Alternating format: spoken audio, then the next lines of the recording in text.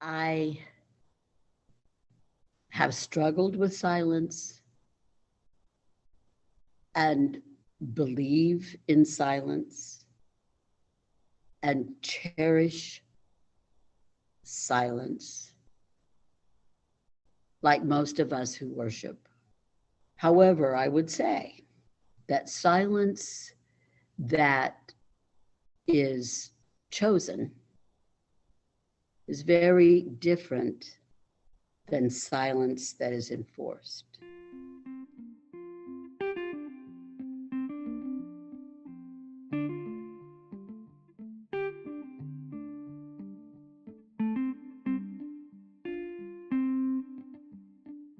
My name is Ruth Brelsford, and I live in southeastern Oklahoma, outside of a little town called Red Oak. I attend Kiamichi Worship Group with several other couples, and we are under the guidance of Green Country Quaker Meeting in Tulsa. About 12 years ago, I was asked to teach classes in the local minimum security facility here in Oklahoma, right outside of Mcalester, Oklahoma. And so I did. And while I was there, I realized that these young men weren't that different than the young men I was teaching 35 miles away, the junior college where I taught. They were very similar.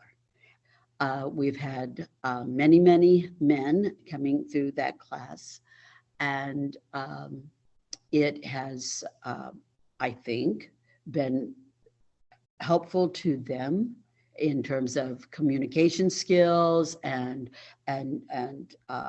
addressing their lives and looking back at their lives and being honest with themselves. And it's been really wonderful for me because I've learned a lot. When we were asked to stay home, I thought about the men in my class who have written about being in isolation. I remembered, I looked up some of the writings that they had given me. And one that I remembered very well was a man who said, once you're there, you're never the same. You leave a part of yourself in that cell. I remembered walking through Eastern State Penitentiary and outside of Philadelphia, that some people may recognize as being the first kind of, it was a reform prison, that Quakers were involved in the planning of it. And the idea was that these men and women who had committed crimes, if they could just sit in silence and do work, like handwork, like fixing shoes and things, and read their Bible and think about their crimes, they would be reformed. And I remember walking through, and I remembered it was the most horrible place I have ever been on this earth. The silence was oppressive. I do ponder, for those of us who cherish the silence, when silence is enforced, whether that is because society doesn't want to listen to you. So the men that I'm talking about in prison, yes, most of them spend time in the hole.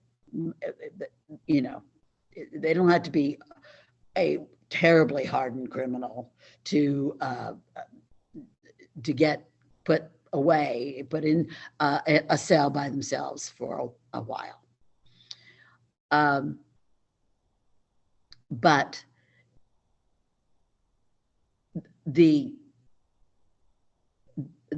difference is that they are also silent in that the world doesn't really want to listen to them.